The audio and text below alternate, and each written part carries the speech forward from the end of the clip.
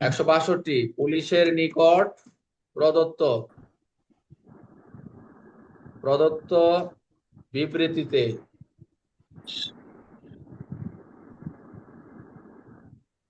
বিবৃতিতে স্বাক্ষর করতে হবে না। স্বাক্ষর এর মানেটা কি বলতে পারবেন? মানে স্যার, পুলিশের নিকট যে স্বীকৃতি দেবে ওই যে যে আসামি হোক বা যে দিবে, এক্ষেত্রে তার সাক্ষ্য দেওয়ার প্রয়োজন নাই স্যার। আচ্ছা, এটা হলো 162। তবে এই যে তার সাক্ষ্য করার প্রয়োজন হয়, বিবৃতির সাক্ষ্য হিসেবে ব্যবহার, বিবৃতির সাক্ষ্য হিসেবে এই যে সাক্ষ্যটা দিছে এটা ব্যবহার করতে পারবে। তাহলে পুলিশের নিকট বিবৃতিতে স্বাক্ষর করতে হবে না, কত ধারায় বলছে? 162 ধারা। আচ্ছা, তাহলে আমরা এখানে যাই। এখানে কিছু গুরুত্বপূর্ণ কথা আছে, মনোযোগ দিন সবাই।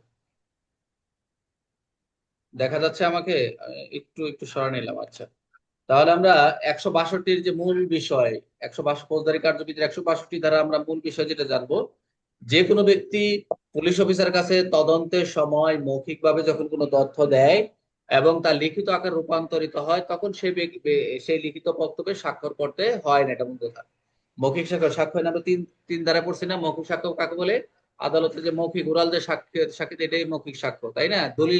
দালিল দলিল সাক্ষ্য ব্যতীত মৌখিক যে সাক্ষ্য, এটাই সাক্ষ্য। 3 আর 59 মেবি, না? আমরা পড়েছি। তাহলে পুলিশের নিকট পদ স্বাক্ষর করতে হবে না। পুলিশের নিকট বিবৃতিতে স্বাক্ষর করতে হবে না বলতেছে যে কোনো পুলিশ অফিসার কাছে তদন্তের সময় মৌখিকভাবে কোনো তথ্য দেয়, ইনফরমেশন দেয়, তো তার লিখিত আকারে যখন রূপান্তরিত হয়, যাকে রেকর্ড করেন 160 ধারার জায়গায় 3-এ যখন রেকর্ড করে, তখন তাকে সেই লিখিত বক্তব্যে স্বাক্ষর করতে হবে না, হবে না, এই 162 বলছে। তো এটাও যদি স্বাক্ষর ব্যবহার না করে, তাহলে এই ধারার ব্যবহার বিধিটা কি? এই ধারার ব্যবহার বিধিটা হচ্ছে, মনোযোগ দেন, এই ধরনের লিখিত বক্তব্য পরিচালনা বা রেকর্ড হিসেবে রাখা যাবে। আমরা তো যখন 161 নেবো, সেটা রেকর্ড, এটা আমরা সিডি আকারে, আমরা সিডির সাথে আমরা গিয়ে গিয়ে যাচ্ছি।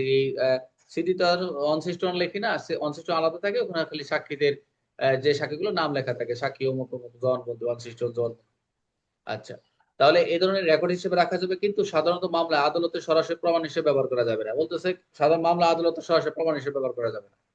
তবে যদি সেই সাক্ষীকে আদালতে প্রমাণের জন্য তোলা হয়, যখন আদালতে যখন ওই সাক্ষীকে আদালতে তোলা হবে, নেওয়া হবে, টেকেন করা হবে, তার লিখিত বক্তব্য আছে, তার লিখিত বক্তব্য আছে, তখন প্রত্যেক প্রার্থী বা অভিযুক্ত চাইলে, কেউ যদি তখন কোনো প্রার্থী বা অভিযুক্ত যে এই এর এগেনস্টে কোনো কেউ চায় যে সে লিখিত বক্তব্য দেখার, তার ব্যবহার করার অধিকার পাবে।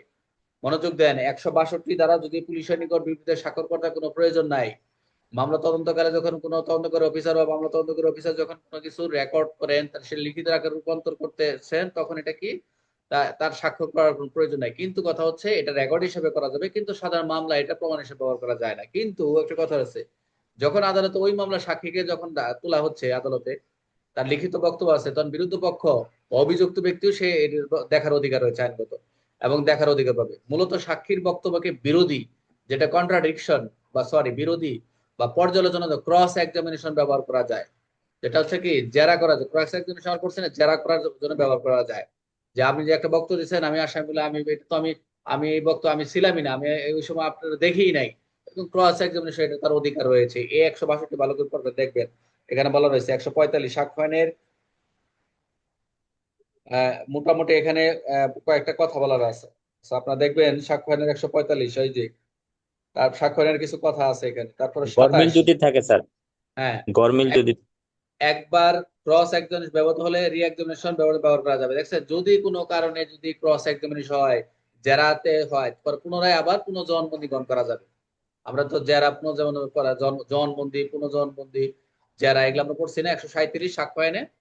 তাহলে এই যে সাক্ষীর বৈপরীত্য প্রদর্শনের জন্য ব্যবহৃত হতে পারে, যেটা হচ্ছে এই যে কথাগুলো সাক্ষীর আদালতে প্রমাণের জন্য তোলা হচ্ছে, লিখিত বক্তব্য প্রত্যেকের অভিযুক্ত চাইলে সে লিখিত বক্তব্য দেখাবে এবং তার পাওয়ার অধিকার রয়েছে। তবে মূলত এই কারণটা কি, তার বক্তব্য বিরোধী পর্যালোচনা ক্রস এক্সামিনেশন ব্যবহার করার জন্য, যেটা হচ্ছে স্বাক্ষরের 145 দ্বারা।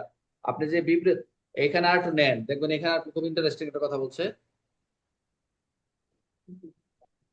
যে এই বিবৃতি উক্ত লিপিবদ্ধ করা হয়েছে তার উক্ত অনুসন্ধান বিচারে বাদী পক্ষের সাক্ষী হিসেবে ডাকা হলে, যে কথাটা একটু সহজ করে দিচ্ছি, আসামির অনুরোধ ক্রমে আদালত উক্ত লিপি তলব করবেন। এবং বিবৃতির কোনো অংশ যথাযথ প্রমাণিত হলে, যদি কোনো অংশ প্রমাণিত হয়, তো যাতে 1872 সালে স্বাক্ষর 145 বর্ণিত পদ্ধতি অনুসারে উক্ত সাক্ষীর কথার বৈপরীত প্রদর্শন ব্যবহৃত হতে পারে, যে তখন এই লিপির একটি নকল আসামিকে দেওয়ার নির্দেশ দিবেন। আদালত বলবে যে আসামি একটা নকল দাও। এই বিবৃতির কোনো যতটুকু ব্যবহৃত হবে ততটুকু সাক্ষীর জেরার পরবর্তী জন্মের সাথে সময় ব্যবহৃত হতে পারে।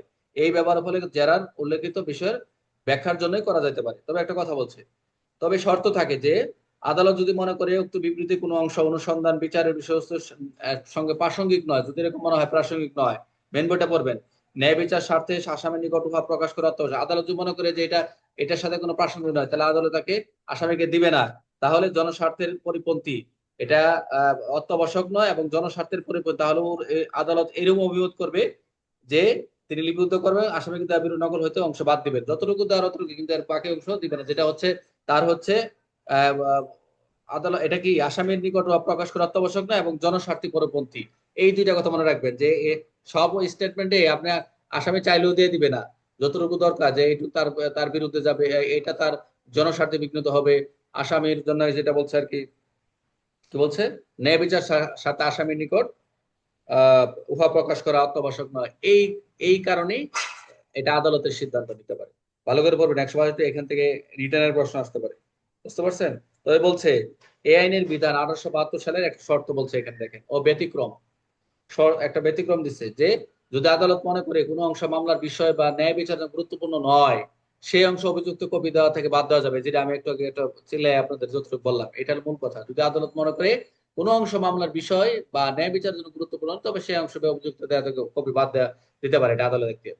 তবে ধারা 32 এবং 27 এভিডেন্সের প্রভাব ধারার উপর প্রযোজ্য হবে। এটা হচ্ছে ব্যাহত হবে না আর কি। যে আমরা 27 ধারা, যেটা আমরা যে কার্যক্রম গুলো করি, যে অংশটুকু পাই, 32-এ যতটুকু পাই, এটা এই ধারা কিন্তু কি প্রযোজ্য হবে আর কি।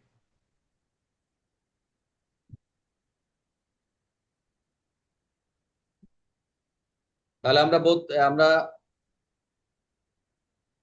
এটাও কাজ করতেছে না।